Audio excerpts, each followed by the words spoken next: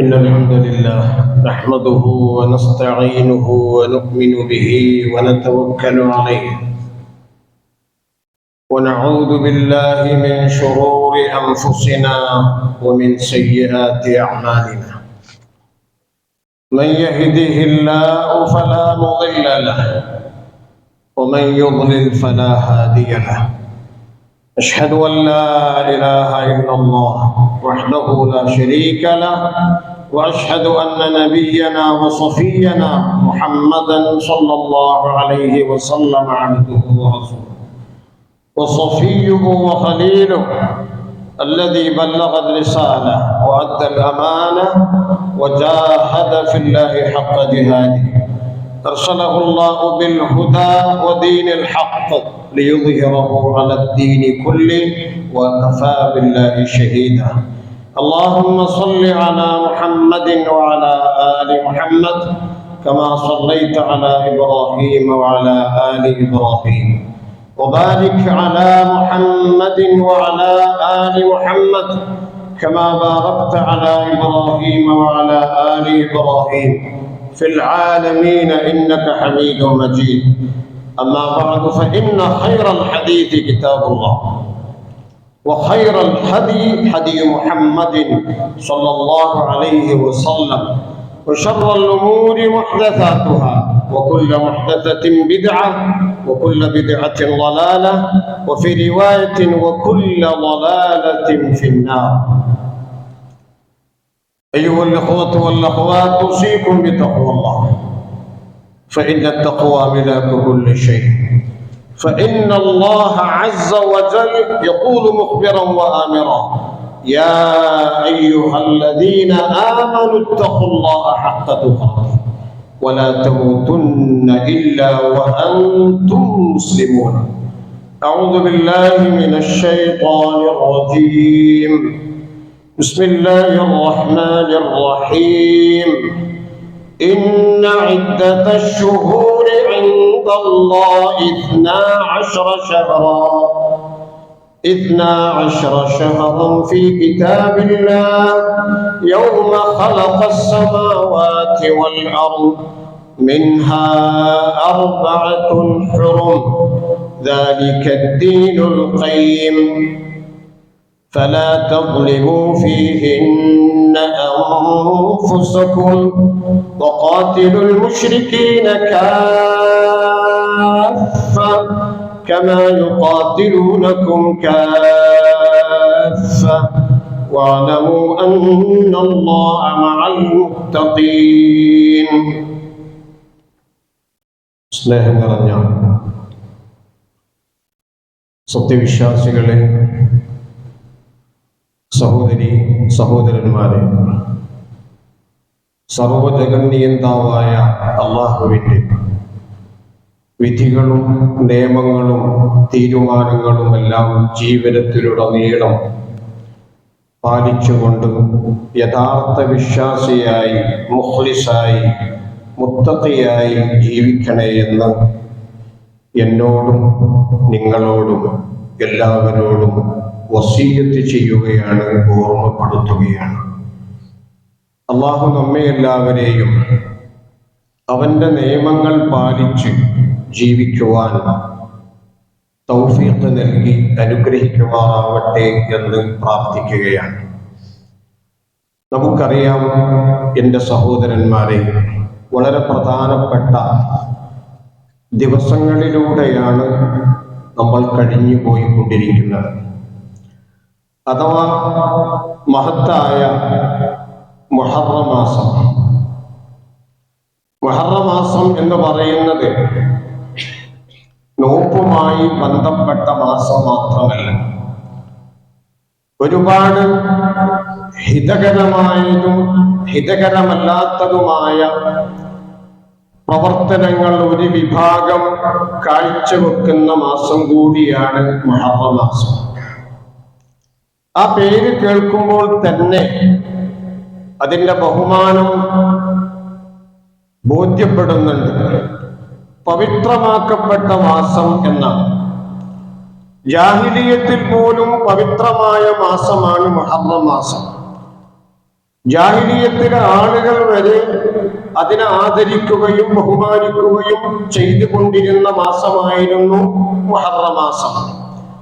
അല്ലാഹു ആ മാസത്തെ തന്റെ പേരിനോട് ചേർത്തിയിട്ട് ഷഹ്റുല്ലാഹിൽ മുഹറം, അള്ളാഹുവിന്റെ മാസമാണ് എന്നാണ് പറഞ്ഞിട്ടുള്ളത്.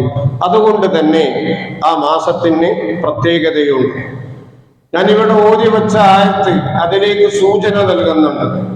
ജാഹിലിയത്തിലും ഇസ്ലാമിലും വളരെ പവിത്രമായ 4 മാസങ്ങൾ ഉണ്ടായിട്ടുണ്ട്. അതിന് വളരെ പ്രധാനപ്പെട്ട ഒരു മാസമാണ് മുഹറം മാസം എന്ന് പറയുന്നത്.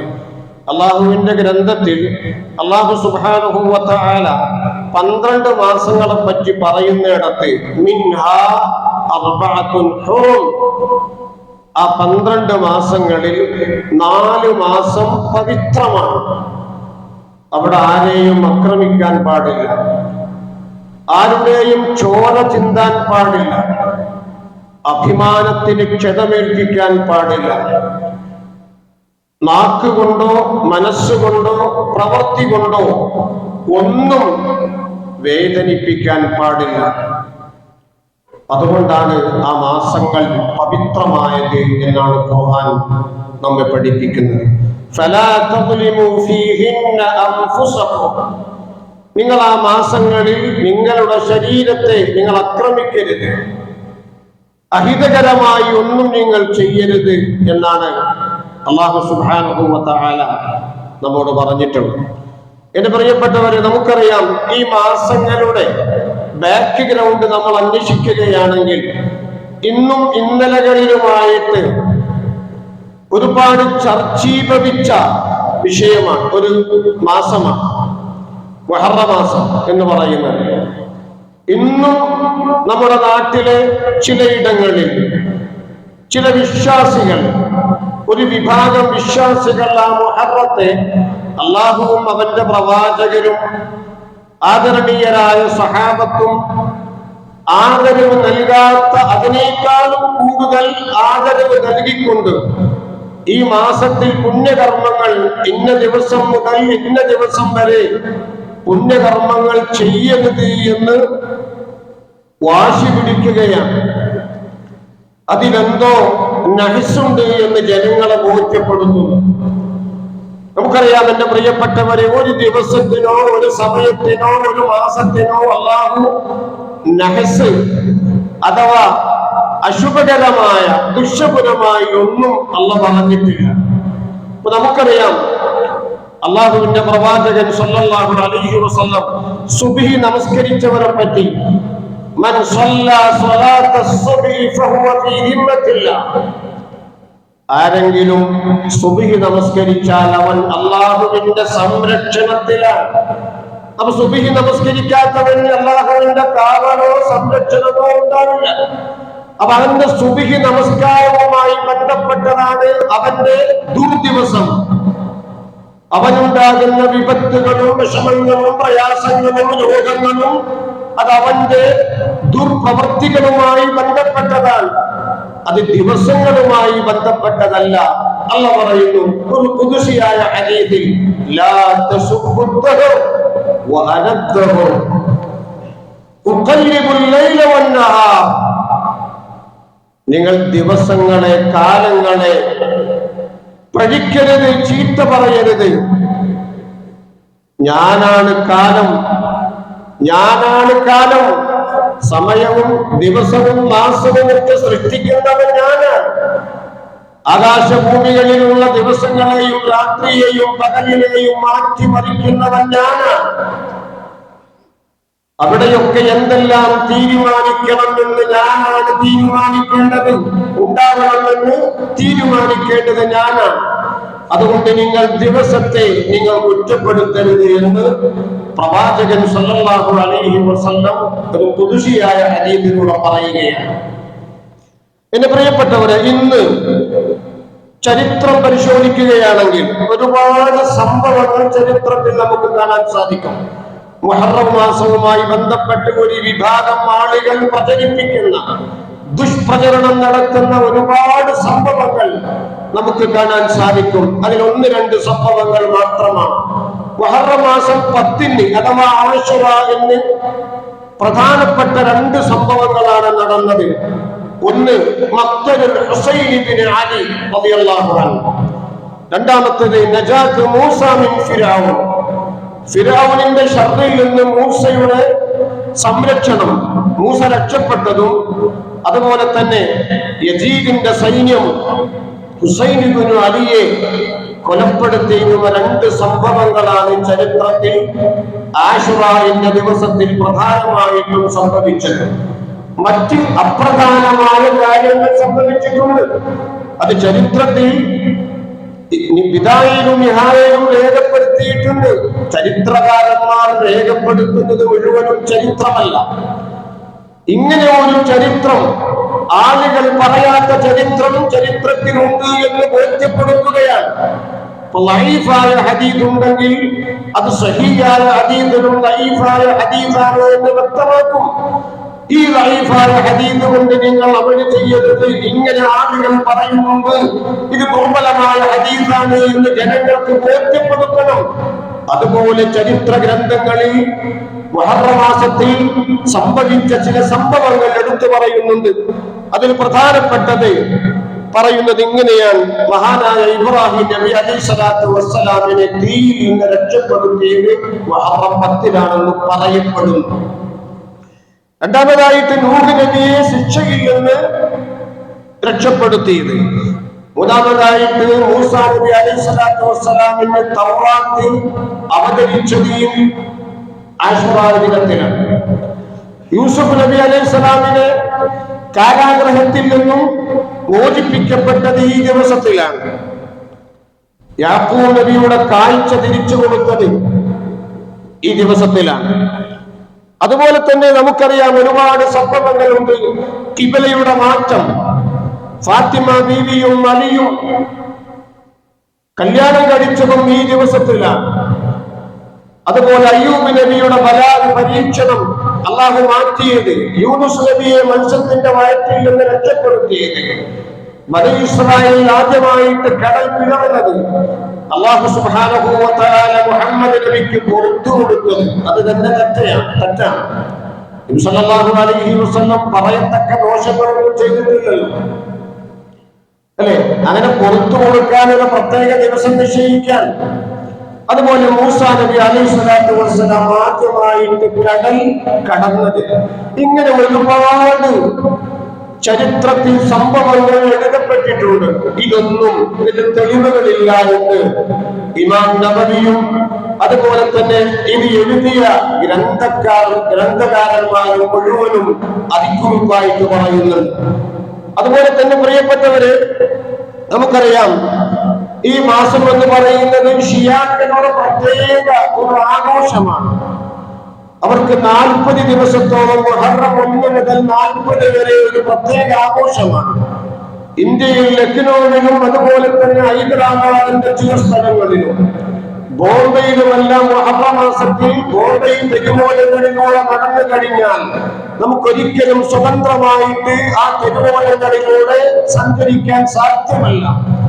കറുത്ത വസ്ത്രമണിഞ്ഞ കുട്ടികളെയും സ്ത്രീകളെയും വൃദ്ധജനങ്ങളെയും യുവാക്കളെയും അവരുടെ കയ്യിൽ ചെറു കത്തിയും അതുപോലെ തന്നെ ചെറിയ കടാരയുമായിട്ട് യാ അലി യാ ഹുസൈൻ എന്ന് ആർത്തു വിളിച്ചുകൊണ്ട്, ചോരയൊലിപ്പിച്ചുകൊണ്ട്, വാഹനങ്ങൾ തടഞ്ഞുകൊണ്ട് യാ അലി യാ ഹുസൈൻ എന്ന് പറഞ്ഞുകൊണ്ട് പ്രാർത്ഥിക്കുകയും കരയുകയും ചെയ്യുന്ന രംഗം നമുക്ക് കാണാൻ സാധിക്കും. അൽ ഹുസൈനിയ്യ എന്നാണ് അതിന് പറയാറുള്ളത്. ഷിയാക്കൾ, നമുക്കറിയാം ഹുസൈൻ റളിയല്ലാഹു അൻഹു ഷിയാക്കളുടെ മാത്രം പേരക്കുട്ടി, പ്രവാചകന്റെ പേരക്കുട്ടിയല്ല. എന്നാൽ നമ്മുടെ കേരളത്തിൽ നിന്ന് ഷിയയിസം തഴച്ചു വളരുകയാണ്, അതിങ്ങോട്ട് കടത്തുകയാണ്. എത്തരത്തിലൊരു പ്രാസംഗികൻ മുമ്പ് പറയുകയുണ്ടായി, പ്രവാചകൻ കഴിഞ്ഞാൽ ഏറ്റവും അഗ്രേഷനായിട്ടുള്ളത് അലി ഇബ്നു അബീ ത്വാലിബാണ് എന്നാണ്. അബൂബക്കറിന് സ്ഥാനമില്ല. ലോക മുസ്ലിങ്ങൾ അംഗീകരിക്കുന്ന അബൂബക്കർ സിദ്ദീഖ് റളിയല്ലാഹു അൻഹു സ്ഥാനമില്ല. ഉമർ ഇബ്നുൽ ഖത്താബിന് സ്ഥാനമില്ല. ഉസ്മാൻ ഇബ്നു അഫ്ഫാന് സ്ഥാനമില്ല. അലി ഇബ്നു അബീ ത്വാലിബ്, അലിയെ ആരാധിക്കുന്ന ഷിയാക്കളുണ്ട്. അലി ഇപ്പോഴും ആകാശത്തുണ്ട് എന്ന് വിശ്വസിക്കുന്ന ഷിയാക്കളോട് നമുക്കറിയാം ഇത്നാശരികളാണല്ലോ എന്ന് ഇറാൻ ഭരിക്കുന്നത്. ഇത്നാശരികൾ എന്നാൽ ഹൂത്തികൾ എന്ന് പറയുന്നവർ സൈദികളാണ്. അവർക്ക് അത്രത്തോളം കനിഷ സ്വഭാവമില്ല. അവരിൽ സുന്നി മദ്ഹബ് സ്വീകരിക്കുന്ന ആളുകളുമുണ്ട്. അവർ വ്യത്യസ്തമായ വീക്ഷണം പുലർത്തുന്നവരാണ്. ഞാൻ അതിനെപ്പറ്റി വിശദമായി പറയുന്നില്ല. അതുകൊണ്ട് എന്റെ പ്രിയപ്പെട്ടവരെ നാം മനസ്സിലാക്കണം, ഷിയാക്കളുടെ വിശ്വാസം എന്ന് പറയുന്നത് ഇന്ന് ഷിയാക്കളുടെ മൗലിദ് വരെ ആഘോഷിക്കുന്ന ഒരു വിഭാഗം ആളുകൾ നമ്മുടെ കേരളത്തിലുണ്ട്. മൗലിദ് ഫാത്തിമ എന്ന് പറയുന്ന, മൗലിദുൽ ഹസൻ ഹുസൈൻ എന്ന് പറയുന്ന, മൗലിദ് അലി റളിയല്ലാഹു അൻഹു, ഇങ്ങനെ 4 മൗലിദുകളാണ് ഇന്ന് ആഘോഷിക്കപ്പെടുന്നത്. ഇങ്ങനെ മൗലിദു അസ്ഹാബിൽ കസായി വൽ അബാഇ, നബി സല്ലല്ലാഹു അലൈഹി വസല്ലം ഒരിക്കലും ഇങ്ങനെ വന്നു, കുറച്ചൊരു പുതപ്പെടുത്തുകൊണ്ട് ഈ 4 ആളുകളെയും ഒരു പുതപ്പിന്റെ ഉള്ളിലിട്ടു. അത് ഖുർആൻ പറയുന്നുണ്ട്. അതാണ് അസ്ഹാബുൽ കസായി വൽ അബാഇ. പുതപ്പിനുള്ളിലെ ആളുകൾ ഈ 4 ഹസനുണ്ട്, ഹുസൈനുണ്ട്, അലിയുണ്ട്, ഫാത്തിമുണ്ട്, പ്രവാചകനെ കൂട്ടി. അതുകൊണ്ടാണ് അത്രത്തോളം പ്രാധാന്യം ഷിയാക്കൾ അവർക്ക് കൽപ്പിക്കുന്നത്. നമ്മുടെ നാടുകളിലെ പേരുകളൊക്കെ അന്വേഷിച്ചു പോകുകയാണെങ്കിൽ അലിയാർ, ഹസൈനാർ, ഹുസൈനാർ, ഈ യാർ എന്ന് പറയുന്നത് ഷീഈ നാമങ്ങളാണ്. ഒരുപാട് വർഷങ്ങൾക്ക് മുമ്പ് ബോംബെയിൽ നിന്നും ലക്നൌവിൽ നിന്നും കലണ്ടറുകൾ വന്നിരുന്നു. ഇത് ഈ കലണ്ടറുകളൊന്നും ഇന്ന് നമ്മൾ കാണുന്നില്ല. നമ്മുടെ ചുമരുകളിൽ ഉറുദു കലണ്ടറുകൾ, അതിന്റെ ഒരു ഭാഗത്ത് സെന്ററിൽ മുഹമ്മദ് സ്വല്ലല്ലാഹു അലൈഹി വസല്ലം, വലതു ഭാഗത്ത് അലി, ഇപ്പുറത്ത് ഹസൻ, ഹുസൈൻ, അലി, ഹസൻ, ഫാത്തിമ, ഈ 4 ആളുകളുടെ പേര് കൊടുത്തിട്ടുണ്ട്. അതുകൊണ്ട് തന്നെ നമുക്ക് മനസ്സിലാക്കാൻ എന്തുകൊണ്ട് ആ നാമത്തിൽ, ആ കലണ്ടറിൽ അബൂബക്കറിനെയും ഉമറിനെയും ഉസ്മാനിനെയും എഴുതാതിരുന്നത്. അത് ഷിയാ കലണ്ടറാണ്. പക്ഷെ നമ്മൾ കേരളത്തിൽ അത് തുടച്ചു നീക്കപ്പെട്ടു, ഇല്ലാതെയായി. നമ്മുടെ പ്രചാരണം കൊണ്ട്, ശീശത്തിനെതിരെയുള്ള പ്രചാരണം കൊണ്ട് ഇത് ഇല്ലാതെയായി. അതുകൊണ്ട് എന്റെ പ്രിയപ്പെട്ടവരെ, നമ്മൾ മനസ്സിലാക്കേണ്ടതുണ്ട്, ഇങ്ങനെ ഒരുപാട് അന്ധവിശ്വാസങ്ങളും അനാചാരങ്ങളും ഈ മാസം നടക്കുന്നുണ്ട്. മുഹറം മാസം 1 കഴിഞ്ഞാൽ 10 വരെ ഒന്നും ആഘോഷിക്കാൻ പാടില്ല. ഇന്നും നമ്മുടെ സമൂഹത്തിലില്ലേ, നമ്മുടെ മുജാഹിദ് പ്രസ്ഥാനത്തിൽപ്പെട്ട ചില ആളുകൾ വരെ അവരുടെ വിശ്വാസം കവർന്നെടുത്തുകൊണ്ട് നമ്മൾ ചെയ്യുന്നുണ്ട്. മുഹറം 10 എന്തെങ്കിലും ചെയ്യാൻ പറ്റുമോ? മുഹറം 10 കഴിഞ്ഞിട്ട് മതി വിവാഹം. ചൊവ്വ എന്ന് പറയുന്നത്, ആ ചൊവ്വ ദോഷം എവിടുന്ന് വന്നതാ? ചൊവ്വയാണല്ലോ എല്ലാ ദുഷ്കർമ്മങ്ങളെയും അല്ലാഹു സൃഷ്ടിച്ചത് ചൊവ്വയിലാണ് എന്നാണ് വിശ്വസിക്കുന്നത്. ആ അടിസ്ഥാനത്തിൽ ഒരു ദുഷ്കർമ്മവും ചെയ്യാൻ പാടില്ലല്ലോ. കുറച്ചു മുമ്പ് ചൊവ്വാഴ്ചയായിരുന്നു ബാർബർ ഷോപ്പുകൾ കൂട്ടിയിരുന്നത്, അല്ലെ? ഇന്ന് മാറി വന്നു, അന്ധവിശ്വാസം നീങ്ങി. എന്തുകൊണ്ടാണ്? ചൊവ്വാഴ്ച ദിവസം ഏതെങ്കിലും ഒരു ബാർബർ അവൻ കത്തി കൊണ്ട് മുണ്ടനം ചെയ്യുമ്പോഴോ കത്രിക കൊണ്ട് മുടി വെട്ടുമ്പോഴോ അബദ്ധവശാൽ വല്ല ചോരത്തുള്ളി മുറ്റിയാൽ അത് വലിയൊരു പാപമാണെന്ന് വിശ്വസിക്കുന്ന ബാർബർമാർ ഇന്നുമുണ്ട്. നോക്കണം, ചൊവ്വാഴ്ചയല്ലേ, പാപം ചെയ്യാൻ പാടില്ലല്ലോ. വല്ലവശാലും ഒരു തുള്ളി രക്തം താഴേക്ക് വീണാലോ? നിങ്ങൾ ചോദിച്ചു നോക്കൂ. ഒരു പ്രസംഗത്തിൽ ഒരു വലിയ പണ്ഡിതൻ എന്ന് പറയപ്പെടുന്ന ഒരാൾ പറയുന്നതാണ് ചൊവ്വാഴ്ച ദിവസം ചൊവ്വില്ലാത്ത ദിവസം എന്നൊക്കെ പറയുന്നത്. അതുകൊണ്ട് എന്റെ പ്രിയപ്പെട്ടവരെ ഞാൻ അവസാനിപ്പിക്കുകയാണ്. മുഹറം മാസത്തിൽ അതിനെ അല്ലാഹുവും അവന്റെ പ്രവാചകനും എങ്ങനെയാണോ ആദരിച്ചത്, ആദരവ് നൽകിക്കൊണ്ട് അതിന്റെ മഹത്വം മനസ്സിലാക്കിക്കൊണ്ട് അതിനെ സമീപിക്കുക. അല്ലാതെ നമുക്ക് ഒരു വിസ കിട്ടിയാൽ, ഇപ്പോ മുഹറം മാസത്തിൽ വിസ കിട്ടുന്ന ആളുകളുണ്ട്, മുഹറം മാസത്തിൽ കുട്ടി ജനിക്കുന്നവരുണ്ടല്ലോ. ഇപ്പോ നമുക്കറിയാം, നിങ്ങളൊക്കെ കേട്ടിരിക്കും, ശനിയാഴ്ചയും ഞായറാഴ്ചയും പുതുവസ്ത്രം ധരിക്കാൻ പാടില്ല. ഒരു പണ്ഡിതൻ എന്ന് പറയപ്പെടുന്ന ആള് പ്രസംഗിക്കുകയാണ്, ശനിയാഴ്ചയും ഞായറാഴ്ചയും കഴിഞ്ഞ പെരുന്നാൾ ശനിയാഴ്ചയായിരുന്നില്ലേ, ഈ പറയുന്ന ആളുകളൊക്കെ പഴയ വസ്ത്രമാണോ ധരിച്ചിരുന്നത്? എന്ത് വിഡ്ഢിത്തരമാണ് പറയുന്നത്? അല്ലാഹു ഒരു ശനിയാഴ്ച ഒരു കുട്ടി ജനിച്ചു, ആ കുട്ടിക്ക് പുതുവസ്ത്രം ധരിക്കണ്ടേ? അല്ലെങ്കിൽ ഈ മുഹറം 1 മുതൽ 10 വരെയുള്ള ദിവസങ്ങളിൽ നമുക്ക് എന്തെല്ലാം സൗഭാഗ്യങ്ങൾ ഉണ്ടാകും? കുട്ടി ജനിക്കും, അത് സൗഭാഗ്യമല്ലേ? അത് ദുശ്ശകുനമാണോ? നഹ്സാണോ? വിവാഹം നിശ്ചയിച്ചു. എന്താണ് തെറ്റ്? ഇസ്ലാമിന്റെ അടിസ്ഥാനത്തിന് വിരുദ്ധമായ ആശയങ്ങളും കാര്യങ്ങളും ചെയ്തുകൊണ്ടിരിക്കുന്ന ഒരു വിഭാഗം ഇന്നും നമ്മുടെ കൂട്ടത്തിലുണ്ട് എന്ന് പറഞ്ഞാൽ തെറ്റാവുകയില്ല. അതുകൊണ്ട് എന്റെ പ്രിയപ്പെട്ടവരെ, നമ്മൾ ബോധവാന്മാരാവണം. നാട്ടിൽ നടക്കുന്ന ഇത്തരം അറവുമായി ബന്ധപ്പെട്ട്, സഫറുമായി ബന്ധപ്പെട്ടുള്ള അന്ധവിശ്വാസങ്ങളും അനാചാരങ്ങളും നമ്മൾ അവസാനിപ്പിക്കണം. നമുക്കറിയാം, 4 വർഷം മുമ്പ് ചൊവ്വാഴ്ച, ജൂൺ 1 ചൊവ്വാഴ്ചയായിരുന്നു. ദൈവവിശ്വാസമില്ലാത്ത സർക്കാർ പോലും, യുക്തിവാദികൾ പോലും, നിരീശ്വരവാദികൾ പോലും വന്ന് ചൊവ്വാഴ്ച സ്കൂൾ തുറക്കട്ട എന്ന് പറഞ്ഞു. ചൊവ്വാഴ്ച 1 ജൂൺ 1 സ്കൂൾ തുറക്കുക. അന്ന് അന്ധവിശ്വാസത്തിന്റെ പേരിൽ ചൊവ്വാഴ്ച സ്കൂൾ തുറക്കണ്ട, എന്നിട്ട് ബുധനാഴ്ച ജൂൺ 2 സ്കൂൾ തുറന്നത്. നിരീശ്വരവാദികൾക്ക് വരെ അന്ധവിശ്വാസങ്ങളുണ്ട് എന്ന് ഈ ചൊവ്വാദോഷത്തിലൂടെ കേരളം നമ്മെ പഠിപ്പിക്കുകയാണ്. അതുകൊണ്ട് എന്റെ പ്രിയപ്പെട്ടവർ ബോധവാന്മാരാണ്. അന്ധവിശ്വാസങ്ങളിൽ നിന്നും അനാചാരങ്ങളിൽ നിന്നും, അത് സമയത്തെ അധിഷ്ഠിതമാക്കിയിട്ടാണെങ്കിലും മാസങ്ങളെ അധിഷ്ഠിതമാക്കിയിട്ടാണെങ്കിലും എന്ത് തന്നെയാണെങ്കിലും ഇത്തരം വിശ്വാസങ്ങളിൽ നിന്ന് നമ്മൾ മാറി നിൽക്കണം. അല്ലാഹു സുബ്ഹാനഹു വ തആല സത്യം മനസ്സിലാക്കി അതിനനുസരിച്ച് ജീവിക്കുവാൻ തൗഫീഖ് നൽകി അനുഗ്രഹിക്കുമാറാവട്ടെ.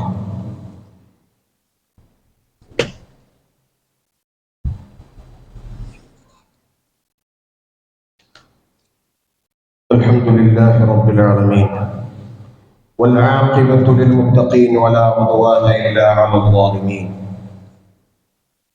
اللهم صل وسلم على رسولك محمد وعلى آله وأصحابه وسلم تسليما كثيرا. اتقوا الله. ഒരിക്കൽ കൂടി അല്ലാഹുവിനെ സൂക്ഷിക്കണേ എന്ന് ഓർമ്മപ്പെടുത്തുകയാണ്. വളരെ പ്രധാനപ്പെട്ടതാണല്ലോ എൻ്റെ പ്രിയപ്പെട്ടവരെ. മുഹറം മാസത്തിലെ 9, 10 വളരെ പ്രധാനപ്പെട്ടതാണ്. ഞാൻ പറഞ്ഞു, മുഹറം മാസത്തിലെ നോമ്പ് റമളാൻ നിർബന്ധമാക്കപ്പെടുന്നതിന്റെ മുമ്പ് നിർബന്ധമായിരുന്നു. റമളാൻ നിർബന്ധമാക്കപ്പെട്ടതോടുകൂടി മുഹറം മാസത്തിലെ നോമ്പ് സുന്നത്താവുകയും റമളാൻ നിർബന്ധമാക്കപ്പെടുകയും ചെയ്തു. ഈ ഒരു സത്യം നിങ്ങൾ മനസ്സിലാക്കിയിട്ടുണ്ടാകും. അതുകൊണ്ട് തന്നെ നിർബന്ധമാക്കപ്പെട്ട നോമ്പ് എന്ന അടിസ്ഥാനത്തിൽ അത് നമ്മൾ ചെയ്യേണ്ടതുണ്ട്.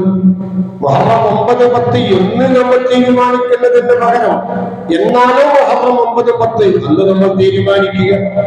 അത് ഏത് സമയത്താണെങ്കിലും ശരി, അല്ലെ? ജൂതന്മാരോട് എതിരാവാൻ വേണ്ടി അല്ലാഹുവിന്റെ പ്രവാചകൻ 9ാമത്തെ നോമ്പ് അനുഷ്ഠിച്ചിരുന്നില്ല. അതിന്റെ മുമ്പായി പ്രവാചകൻ വഫാത്തായി. പക്ഷെ പ്രവാചകൻ പറഞ്ഞു, അടുത്ത കൊല്ലം ഞാൻ ജീവിച്ചിരിക്കുന്നുവെങ്കിൽ ഞാൻ 9 നോൽക്കുമായിരുന്നു. അതാണ് അതിന്റെ തെളിവ്. എന്തുകൊണ്ടാണ്? ആ മുഹറം 10 കൊണ്ട് മാത്രം അവസാനിച്ചാൽ പോരായിരുന്നു.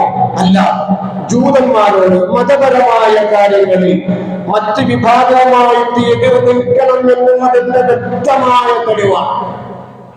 ഒരു വിഭാഗം ആഘോഷിക്കുന്ന, മതപരമായി ആഘോഷിക്കപ്പെടുന്ന വല്ല ആഘോഷവും ഉണ്ടെങ്കിൽ അതവർ ചെയ്യുന്നതിന്റെ അതിന് വിരുദ്ധമായി സമീപനം സ്വീകരിക്കണം വിശ്വാസികൾ എന്നതിന്റെ വ്യക്തമായ തെളിവായിരുന്നു. അല്ലെങ്കിൽ ആ മുഹറം 10 കൊണ്ട് പ്രവാചകന്റെ അവസാനിപ്പിക്കാമായിരുന്നു. പക്ഷെ പ്രവാചകൻ 9 നോൽക്കാൻ പറഞ്ഞുകൊണ്ട് നമ്മോട് വിട പറയുകയാണ്. ഇനി അങ്ങനെ നോൽക്കാത്ത ആളുകൾക്ക്, സംശയമുള്ള ആളുകൾക്ക് 11 നോൽക്കാം. അതാണ് മഹാനായ ഇമാം ഷൗക്കാനി പറയുന്നത്. 3 ദിവസങ്ങളിലായിട്ട് നോമ്പനുഷ്ഠിക്കാമെന്ന. 1 മാത്രം നോക്കൽ അത്രത്തോളം നല്ലതല്ല. ജൂതന്മാരോട് എതിരാവാൻ വേണ്ടി ഒന്നുകിൽ മുഹറം 9, 10 നോക്കുക. ഇനി 9 നോൽക്കുന്നില്ലെങ്കിൽ 10, 11 നോക്കുക. അതിനോടെതിരായി കൊണ്ട് ഇമാം ഷൗക്കാനി തന്റെ വിവരിക്കുന്നുണ്ട്. അതിനെ പ്രബന്ധിച്ചു. അതുകൊണ്ട് അങ്ങനെ ചെയ്യുക.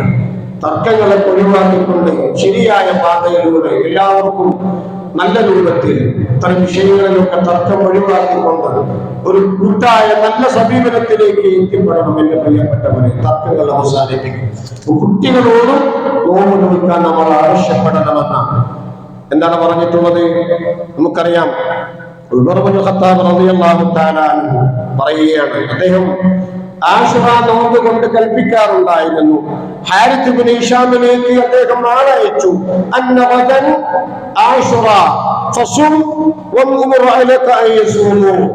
നാളെ ആശുറ, നിന്റെ കുടുംബത്തിനോടും നോമ്പ് നോൽക്കാൻ പറയണമെന്ന്. കുട്ടികൾക്ക് നോമ്പ് നോൽക്കണ്ടേ? നമ്മൾ കുട്ടികളാരാ നോക്കുന്നത്? ചെറുപ്പക്കാരാരാ നോക്കുന്നത്? സ്കൂളിൽ പഠിക്കുന്ന, ഡിഗ്രിക്ക് പഠിക്കുന്ന, PGക്ക് പഠിക്കുന്ന, MAക്കും BAക്കും പഠിക്കുന്ന പെൺകുട്ടികൾ നോമ്പ് നോൽക്കാറുണ്ടോ? ഇല്ല. എന്താ? അവർക്ക് ഇസ്ലാമിന്റെ ഭാഗമില്ലേ? അവർക്ക് നോമ്പില്ലേ? അവർക്ക് നമസ്കാരമില്ലേ? അവർക്ക് ജമാഅത്തില്ലേ? ഇതൊക്കെ ഒരു പ്രായം ചെന്ന ആളുകൾക്ക് മാത്രം റിസർവ് ചെയ്യപ്പെട്ടതാണോ? നോമ്പും നമസ്കാരവുമെല്ലാം അവർ പഠിക്കുകയല്ലേ? അവർ നോമ്പല്ലേ? അവർ നീണ്ട യാത്രയല്ലേ? അവരങ്ങനെയല്ലേ? പഠിപ്പ് നഷ്ടപ്പെടൂലേ എന്നൊക്കെ പറഞ്ഞ് നമസ്കാരവും നോമ്പും നഷ്ടപ്പെടുന്ന എന്റെ രക്ഷിതാക്കളോട് എനിക്ക് പറയാനുള്ളത്, നമ്മുടെ കുട്ടികളെയും നമസ്കാരം കൊണ്ടും നോമ്പ് കൊണ്ടും അത് സുന്നത്താണെങ്കിൽ പോലും കൽപ്പിക്കണമെന്നുള്ളതാണ്. അല്ലാഹു സുബ്ഹാനഹു വ തആല നമുക്കെല്ലാവർക്കും സത്യം മനസ്സിലാക്കുവാനും അതിന് അനുധാവനം ചെയ്ത് ജീവിക്കുവാനും തൗഫീഖ് നൽകി അനുഗ്രഹിക്കുമാറാവട്ടെ.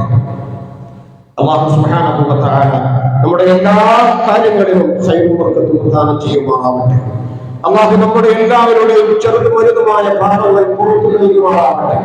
നമ്മളിൽ നിന്ന് മരിച്ചുപോയ നമ്മുടെ വേണ്ടപ്പെട്ട മാതാപിതാക്കൾ, ബന്ധുമിത്രാദികൾ, കുടുംബങ്ങൾ, സഹോദരി സഹോദരന്മാർ, അവർക്കൊക്കെ അല്ലാഹു നാളെ പാരത്രിക ലോകത്തെ സ്വർഗ്ഗം നൽകി അനുഗ്രഹിക്കുമാറാവട്ടെ. അവരെയും നമ്മെയും അവന്റെ ജന്നാത്തുൽ ഫിർദൗസ് ഒരുമിച്ച് കൂട്ടുമാറാവട്ടെ. അല്ലാഹുവേ, ഫലസ്തീനിൽ കുടിഞ്ഞു മരിക്കുന്ന ആ ചെറുപ്പക്കാർക്ക്, യുവാക്കൾക്ക്, സ്ത്രീകൾക്ക്, കുട്ടികൾക്ക് അല്ലാഹുവേ അവരുടെ ആ മരണം രക്തസാക്ഷിത്വം നീ സ്വീകരിക്കണേ പടച്ചവനെ. അല്ലാഹുവേ, ശത്രുക്കളായ സിയോണിസ്റ്റുകളെ അല്ലാഹുവേ അവരോട് നീ പ്രതികരിക്കണേ പടനെ. അല്ലാഹുമ്മ അഇസ്സൽ ഇസ്ലാമ വൽ മുസ്ലിമീൻ വഅദിൽ കുഫ്ര വൽ കാഫിരീൻ. അല്ലാഹുമ്മ ദബ്ബിർ അഅദാഅനാ വഅഅദാഅക അഅദാഅദ്ദീൻ. اللهم انصر الفلسطينيين ضد صهاينة اليهود. اللهم انصرهم على اعدائهم يا رب العالمين. اللهم شتت شمل اعدائنا يا رب العالمين. اللهم حرر المسجد الاقصى من ايدي اليهود. اللهم احفظ المسجد الاقصى من ايدي الصهاينة اليهود. اللهم اهلكهم يا قهار ودمرهم يا جبار. اللهم خذهم اخذ عزيز مقتدر. اللهم انصرهم، اللهم انصر من نصر الدين وخذل من خذل الدين. ربنا اغفر لنا ولاخواننا الذين سبقونا بالايمان ولا تجعل في قلوبنا غلا للذين امنوا ربنا انك رؤوف رحيم. استغفر الله العظيم لي ولكم ولسائر المسلمين من كل ذنب فاستغفروه انه هو الغفور الرحيم.